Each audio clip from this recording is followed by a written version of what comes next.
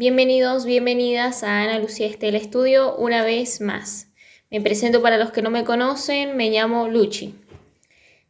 Hoy vamos a seguir con la unidad número 2, con el material brindado por nuestro compañero Facundo Uberoaga. Bien, esta unidad 2 va a tratar especialmente de los jueces. Aviso que vayan teniendo su programa en mano, así se nos hace más fácil la lectura y vamos viendo. Bien, unidad 2. Vamos a tratar la función estatal de administrar justicia, sentido y alcances, su ejercicio, y con eso terminaría el punto 1. Luego vendría el punto 2, que dice requisitos para ser jueces, condiciones y procedimiento para ser designado juez, sus privilegios y responsabilidades funcionales de los jueces, remoción de los jueces. Y entraría el punto 3, que sería la jurisprudencia, acepciones, obligatoriedad, semejanzas y diferencias con la costumbre. Eso no entraría para el programa de los regulares. Y la unificación de jurisprudencia. Bien, vamos a comenzar con el primer punto, que es la función estatal de administrar justicia, su sentido y alcance, su ejercicio. Bien, función estatal. Los jueces son los que representan al Estado en la función estatal de administrar justicia, interpretan y aplican la ley. También defienden el orden institucional. Además, los jueces deben interpretar el derecho, es decir, desempeñar su verdadero sentido y el alcance. La función propia de la magistratura judicial se contrae en dos manifestaciones. Bueno, acá dice que los jueces son los que representan al Estado en la función de administrar justicia. Este punto nos dice de que, los jueces van a aplicar el derecho cuando se están llevando a cabo una denuncia o están resolviendo, el que va a aplicar la norma va a ser el juez. Por eso representa al Estado. Interpreta y aplica la ley. También defiende el orden institucional. Además de interpretar, deben desempeñar su verdadero sentido y el alcance. El derecho de Estado. Son un conjunto de normas creadas o reconocidas por la organización política. El poder político mantiene y garantiza el orden jurídico que se transforma en derecho positivo. Por ello, el Estado es la fuente formal de validez de todo derecho. Sus órganos son quienes lo crean a través de la función legislativa.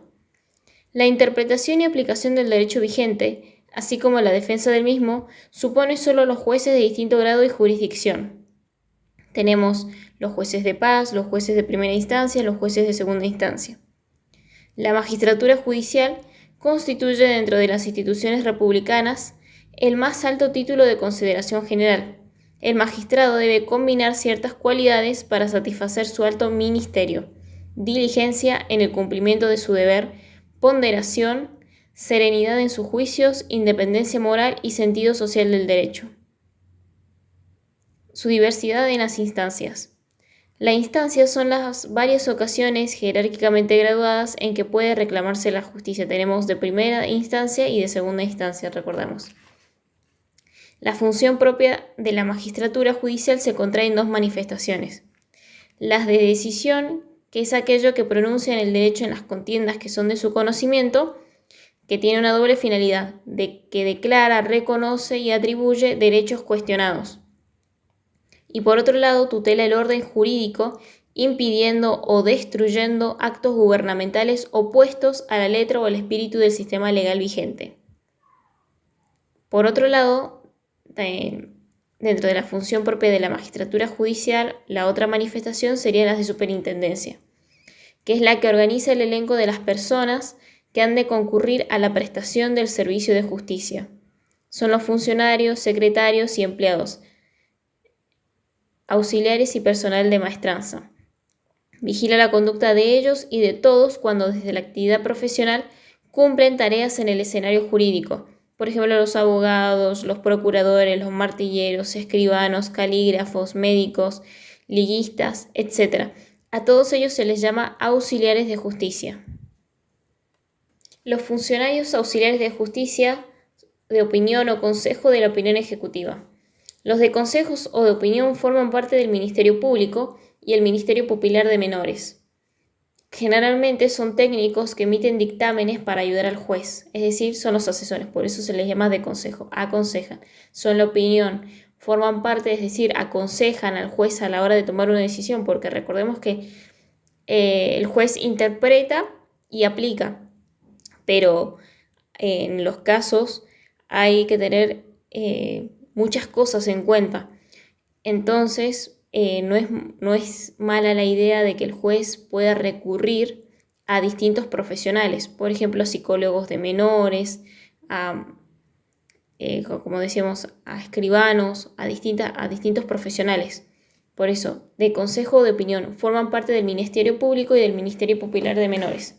Generalmente son técnicos que emiten dictámenes para ayudar al juez, y los de ejecución son el brazo ejecutor de las decisiones de los jueces, cuya tarea es llevar a la práctica las resoluciones judiciales. Cumplen órdenes llevando a la práctica determinaciones de los jueces como citaciones. Los profesionales son individuos que ejercen su profesión, deben cumplir resoluciones reglamentarias. Los abogados, los martilleros, los procuradores, los escribanos, contadores, etc. En el artículo 18 de la Constitución Nacional nos dice que ningún habitante de la nación puede ser penado sin juicio previo fundado en la ley anterior al hecho del proceso, ni juzgado por comisiones especiales o sacado de los jueces designados por la ley antes del hecho de la causa. Nadie puede ser obligado a declarar contra sí mismo, ni arrestado sino en virtud de orden escrita de autoridad competente.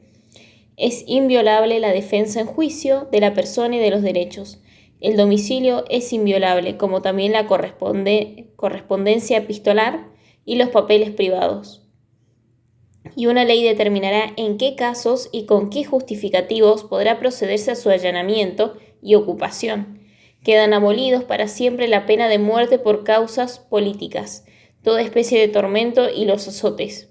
Las cárceles de la nación serán sanas y limpias, para seguridad y no para castigo de los reos detenidos en ellas, y toda medida que, a pretexto de precaución, conduzca a mortificarlos, más allá de lo que aquella exija, hará responsable al juez que la autorice.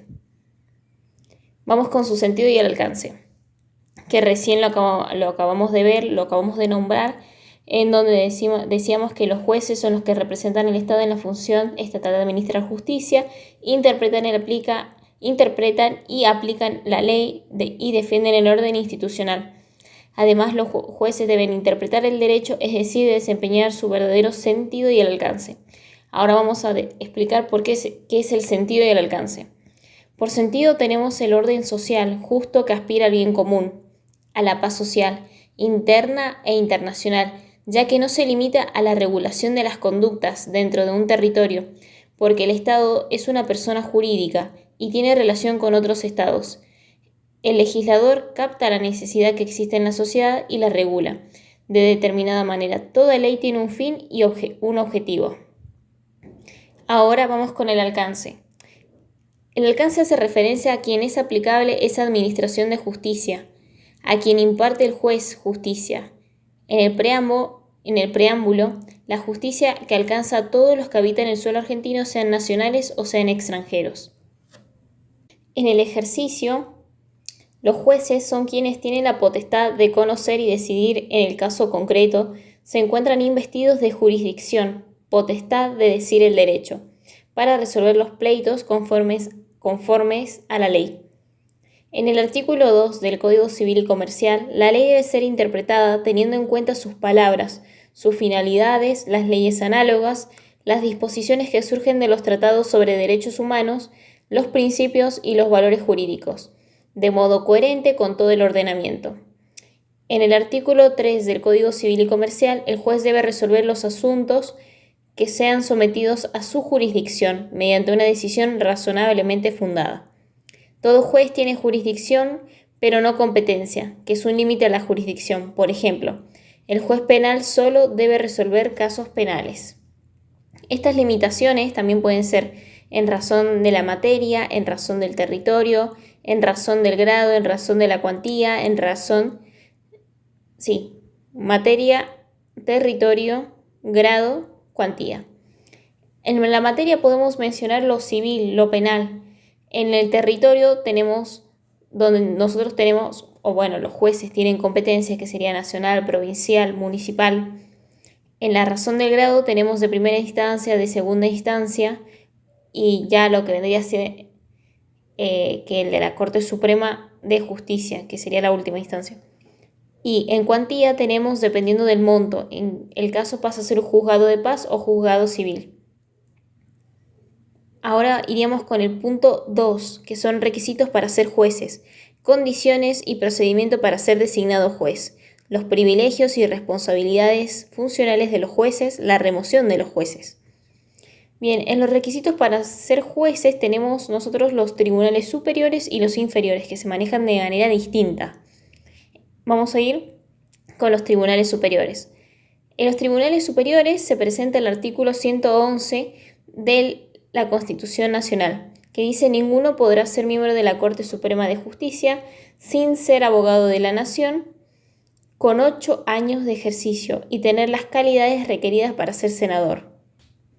Entonces, tiene que ser un abogado de la Nación con 8 años de ejercicio de la profesión, tener como mínimo 30 años, tener por lo menos 6 años de la ciudadanía de la Nación, excepto en el caso del presidente de la Corte, que debe ser nativo.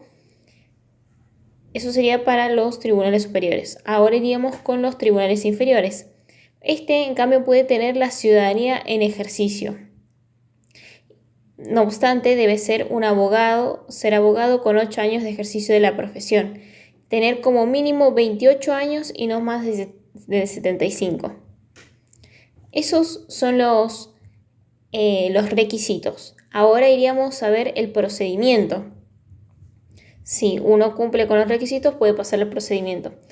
El procedimiento para ser designado juez en los tribunales superiores sería, ahí se presenta el artículo 99 de la inciso 4 de la Constitución Nacional. El presidente de la Nación tiene las siguientes atribuciones: nombra a los magistrados de la Corte Suprema con acuerdo del Senado por 2/3 de sus miembros presentes en sesión pública convocada al efecto. Está a cargo del presidente, el cual propone al candidato al Senado de la Nación. Este debe en sesión pública aprobar o no al candidato, con las 2/3 partes de los miembros presentes. Una vez producida la vacante, duran en su cargo mientras mantengan su buena conducta. Eso serían los tribunales superiores. Entonces, en el procedimiento de los tribunales superiores se presenta el artículo 99, inciso 4 de la Constitución Nacional. En esto se toma protagonismo el presidente, o sea, el presidente de la Nación, Javier Gerardo Milei, que tiene las siguientes atribuciones: nombra a los magistrados de la Corte Suprema con acuerdo del Senado. Tiene que estar por los 2/3 de los miembros presentes en sesión pública convocada al efecto. El presidente, o sea, Javier Milei, va a proponer al candidato al Senado de la Nación. En sesión pública aprueba o no, o sea, lo rechaza al candidato con las 2/3 partes de los miembros presentes, una vez producida la vacante. Y el tiempo va a durar mientras dure su buena conducta. Eso es en los tribunales superiores. Ahora vamos a los tribunales inferiores. En los tribunales inferiores, el Consejo de la Magistratura, producto de una nueva vacante, ya sea por muerte, renuncia o destitución, llama a concurso público. Es decir, que está abierto a todos. Es decir, a todos los abogados que presenten los requisitos, obviamente. Si no cumple con los requisitos que lo acabamos de nombrar recién, no va a entrar al procedimiento. El concurso cuenta de 3 etapas. Tiene un examen escrito y oral, tiene una evaluación de antecedentes y las entrevistas personales. Se lleva a cabo un concurso de antecedentes. Analizan el currículum del postulante y de oposición, el examen. Se produce la admisión formal, es decir, que se cubren todas las formalidades requeridas. Todos los participantes aceptados participan de la administración teórica, examen escrito y oral.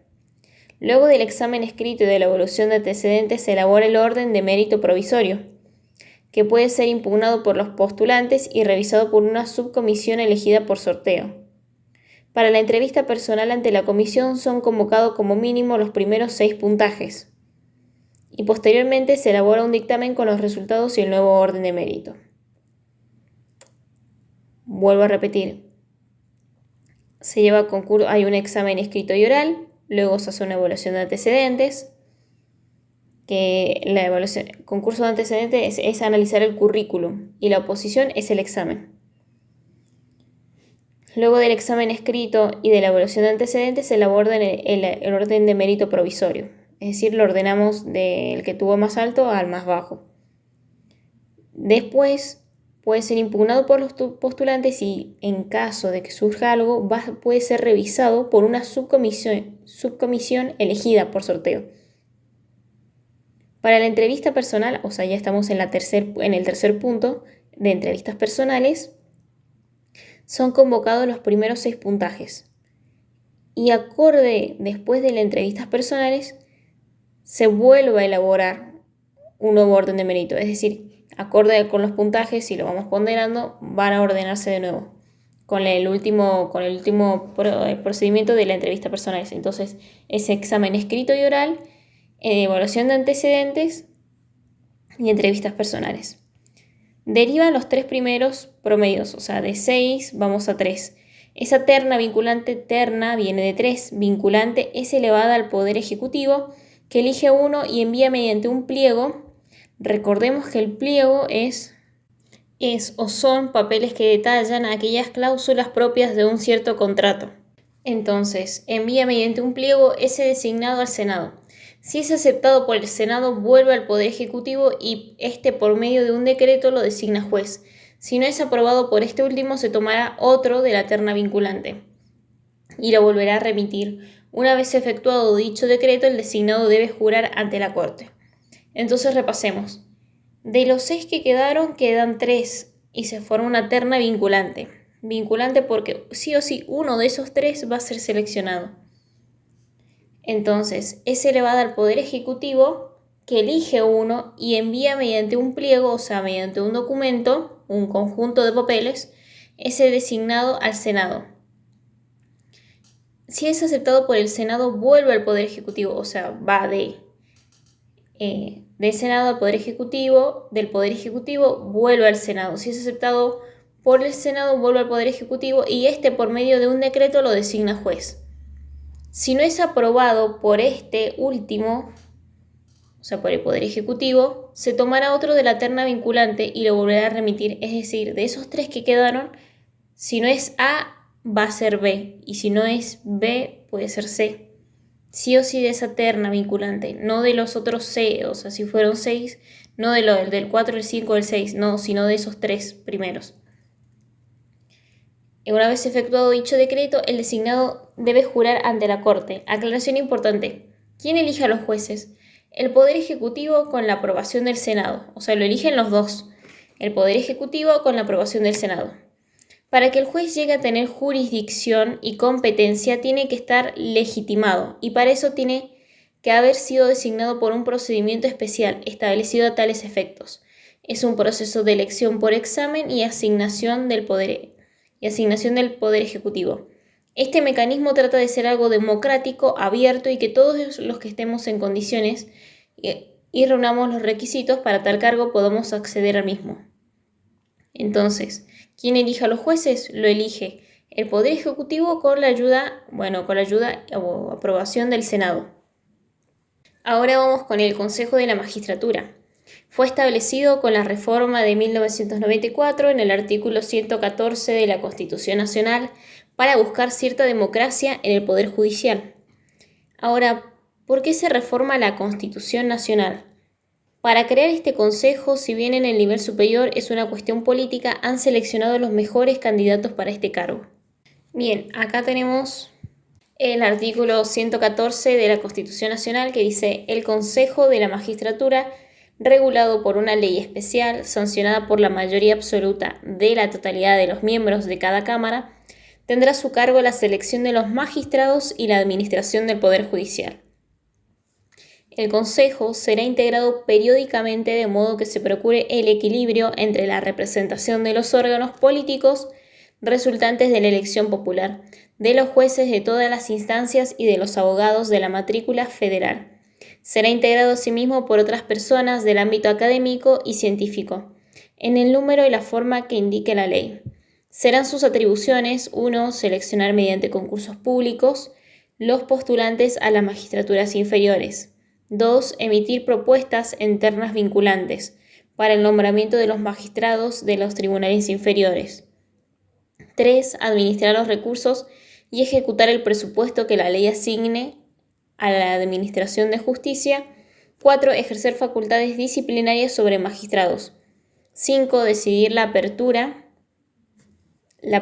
del procedimiento de remoción de magistrados. En su caso, ordenar la suspensión y formular la acusación correspondiente. 6. Dictar los reglamentos relacionados con la organización judicial y todos aquellos que sean necesarios para asegurar la independencia de los jueces y la eficaz prestación de los servicios de justicia. Bueno, actualmente el Consejo de la Magistratura está integrado por 20 consejeros de acuerdo con la siguiente composición según el artículo 2 de la Ley 24.937.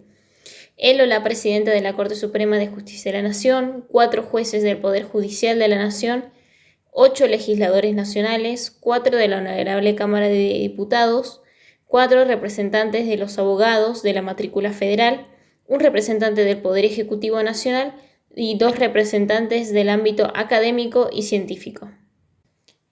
En la interpretación del cuerpo, 4 jueces del Poder Judicial de la Nación, elegidos por sus pares, representan a la magistratura. La ley garantiza la representación igualitaria de los jueces de Cámara y de primera instancia, y la presencia de magistrados con competencia federal del interior del país, según el artículo 2 de la Ley 24.937. 4 abogados de la matrícula federal elegidos por sus pares representan a la abogacía en el Consejo de la Magistratura del Poder Judicial de la Nación. La ley garantiza la presencia del abogado del interior del país. El artículo 2 de la Ley 24.937. Y 2 consejeros representan el ámbito científico y académico en el Consejo de la Magistratura de la Nación, según el artículo 2 de la Ley 24.937. Un profesor titular de la Cátedra Universitaria de Facultades de Derecho Nacionales, una persona de reconocida trayectoria y prestigio que haya sido acreedor o acreedora de menciones especiales en el ámbito académico o científicos. Entonces, dentro del Consejo de la Magistratura tenemos 4 comisiones. Obviamente, estas comisiones van a tener distintas tareas. Entonces, tenemos de selección de magistrados y escuela judicial. Entonces, como la misma oración lo dice, selección de magistrados. Estos se encargan de llamar a concurso público para hacer la selección. Y escuela judicial, el concurso público de oposición y antecedentes. Esa sería una comisión de selección de magistrados y escuela judicial. Se encarga de llamar a concurso público, de oposición y antecedentes. Luego viene la segunda comisión, que es de disciplina y acusación. Debe proponer al plenario del Consejo sanciones disciplinarias a los jueces. O sea, establecer los puntos básicamente. Luego viene la tercera comisión, que es de reglamentación, que elabora los proyectos reglamentarios. La cuarta y última sería de administración y financiera. Tiene que fiscalizar y aprobar la gestión de la oficina administrativa y financiera del Poder Judicial. Ahora, esta unidad 2, recordemos que estamos hablando de los jueces. La 1 era de la ley. Ahora estamos viendo lo de los jueces. Si bien los jueces gozan de ciertos prestigios, pero ahora vamos a ver que tales prestigios traen una gran responsabilidad, diría el tío Ben. No, mentira. Un gran poder lleva una gran responsabilidad. Entonces, acá vamos a ver los privilegios. Y después, o próximamente, vamos a ver de que si se aplica mal, si se interpreta mal, puede haber consecuencias muy graves. Entonces, vamos a ir primero con los privilegios. En el artículo 110 de la Constitución Nacional dice: los jueces de la Corte Suprema y de los tribunales inferiores de la Nación conservarán sus empleos mientras dure su buena conducta, o sea, es un tiempo indefinido, y recibirán por sus servicios una compensación que determinará la ley, y que no podrá ser disminuida en manera alguna, mientras permanecieran en sus funciones. Entonces nosotros tenemos intangibilidad remunerativa, que disponen de un sueldo alto, el cual no se puede bajar para evitar cualquier tentación. Intangibilidad remunerativa, inmunidad procesal. Mientras dure su investidura, no pueden ser sometidos a procesos o privados de su libertad.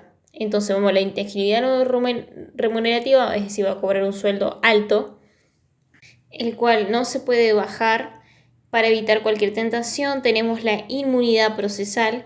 Mientras dure su investidura, no pueden ser sometidos a procesos o privados de su libertad. Y tenemos la inamovilidad funcional, es decir, inamovible, no hay movimiento. Su cargo no tiene plazo de finalización, este dura mientras dure su buena conducta. Bueno, esos son los privilegios, ahora hay que ver las responsabilidades.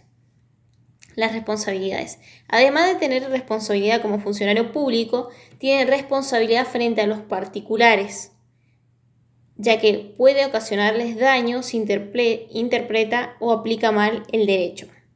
Si esto sucede, no existe ninguna acción contra el juez, a no ser que haya sido dolosa. Los jueces tienen responsabilidad civil, social, penal, administrativa, política. Bueno, vamos a decir con lo civil. Con la persona damnificada por mala acción del juez. En lo penal, frente a la conducta tipificada como delito. En lo social, si no persigue o si no está en sintonía con los problemas y propósitos de la sociedad. En lo administrativo, si no cumple con las reglas administrativas del Poder Judicial. Y en lo político, por falta de idoneidad, es removido por otros poderes. Bueno, ahí vimos los privilegios, vimos las responsabilidades en lo que atañe, o sea, en los distintos ámbitos en los que se mueve el juez, en lo civil, en lo social, en lo político, en lo penal, en lo administrativo. Ahora vamos a ver la remoción de los jueces. Aquí entra el artículo 115 de la Constitución Nacional, que dice que los jueces de los tribunales inferiores de la Nación serán removidos por las causales expresadas en el artículo 53, por un jurado de enjuiciamiento integrado por legisladores, magistrados y abogados de la matrícula federal. Su fallo, que será irrecurrible, no tendrá más efecto que destituir al acusado, pero la parte condenada quedará no obstante sujeta a acusación, juicio y castigo conforme a las leyes ante los tribunales ordinarios. Corresponderá archivar las actuaciones y, en su caso, reponer al juez suspendido. Si transcurrieran 180 días contados desde la decisión de abrir el procedimiento de remoción sin que haya sido dictado el fallo. Los jueces son removidos por juicio político, al igual que los legisladores. El Consejo de la Magistratura, Comisión de Disciplina y Acusación, recordemos que lo acabamos de nombrar recién, que el Consejo de la Magistratura se divide en 4 comisiones. La primera era de selección de magistrados y escuela judicial. La segunda, que estamos viendo esa ahora, que es la de disciplina y acusación, que se encarga de proponer al plenario del Consejo sanciones disciplinarias a los jueces. Ahora estamos viendo sanciones disciplinarias a los jueces si es que tienen que ser removidos porque no cumple con las responsabilidades que deben cumplir. Entonces, volviendo a lo que estábamos en el artículo, la remoción de los jueces en el artículo 115. Bueno, dice: los jueces de los tribunales inferiores de la Nación serán removidos por las causales expresadas en el artículo 53 por un jurado de enjuiciamiento integrado por legisladores, magistrados, abogados de la matrícula federal. Su fallo, que será irrecurrible, no tendrá más efecto que destituir al acusado, pero la parte condenada quedará sujeta a acusación, juicio y castigo conforme a las leyes ante los tribunales ordinarios. Corresponderá archivar las actuaciones y, en su caso, reponer al juez suspendido. Si transcurrieran 180 días contados desde la decisión de abrir el procedimiento de remoción, sin que haya sido dictado el fallo, los jueces son removidos por juicio político, al igual que los legisladores, Y el Consejo de la Magistratura, la Comisión de Disciplina y Acusación, es el que da inicio a este juicio político y convoca al jurado de enjuiciamiento, que es el que decidirá la situación del juez. Ahora, ¿cuáles son las causas de remoción? Ahora vamos a ver el artículo 53 de la Constitución Nacional. En las causas de responsabilidad que se intenten contra ellos por mal desempeño o por delito en el ejercicio de sus funciones o por crímenes comunes, ya vamos viendo 3. Por mal desempeño, por delito en el ejercicio de sus funciones o por crímenes comunes. Después de haber conocido de ellos y declarado haber lugar a la formación de causa por la mayoría de 2/3 partes de sus miembros presentes. Puede ser mal desempeño en el ejercicio de sus funciones, o sea, en su mal desempeño puede ser que desconozca el derecho, haya un abandono en el ejercicio de sus funciones, hay un incumplimiento de la Constitución Nacional o hay una incapacidad física o psíquica. También puede ser una mala conducta, un delito en el ejercicio de sus funciones o crímenes comunes. Eso sería el punto 2 de requisitos para ser jueces, que habíamos visto los tribunales superiores y los tribunales inferiores, condiciones y procedimiento para ser designado juez, sus privilegios, inmunidad procesal, inamovilidad funcional, intangibilidad remunerativa. Esos serían los privilegios y fuimos a las responsabilidades, que bueno, que el juez tiene que ver, o sea, se tiene que ver varios puntos en lo civil, en lo penal, en lo social, en lo político, en lo administrativo, tiene que ver varias cosas. Y los funcionarios de los jueces y la remoción de los jueces. ¿Cuáles pueden ser la remoción de los jueces? Bueno, eso es lo que acabamos de hablar recién, que se toman en cuenta varios artículos. Bueno, no son varios, pero hay que tenerlo en cuenta. El artículo 115, que nos dice cómo va a ser el procedimiento para su remoción. El artículo 53, cuál es el mal desempeño, el desconocimiento del derecho, abandono de sus funciones, incumplimiento de la Constitución Nacional, incapacidad física o psíquica, mala conducta, delito en el ejercicio de sus funciones, crímenes comunes. Ahora iríamos al último punto, o sea, el punto 3, que habla de la jurisprudencia. La jurisprudencia, las acepciones, obligatoriedad, semejanzas y diferencias con la costumbre, eso no incluiría a los regulares y la unificación de la jurisprudencia. ¿Bien? Bueno, la jurisprudencia, acepciones. Tenemos en sentido amplio y en sentido estricto. Primero vamos a ir con el sentido amplio. Acordémonos que en amplio yo lo tomo, vamos a imaginarnos un abanico. Entonces, en sentido amplio es un conjunto de todas las sentencias dictadas por órganos jurisdiccionales del Estado. Entonces, tenemos nuestras sentencias, muchas sentencias forman un conjunto que son dictadas por órganos jurisdiccionales del Estado, que existen 2 tipos de jurisprudencia para este sentido amplio. Está la jurisprudencia uniforme, que es el conjunto de fallos limitados, y la jurisprudencia contradictoria. La contradictoria es cuando diversos jueces, es decir, distintos jueces, pronuncian de manera distinta para resolver casos análogos. Ahora vamos con el sentido estricto, que es un conjunto de sentencias con orientación uniforme dictada por los órganos jurisdiccionales para resolver casos análogos.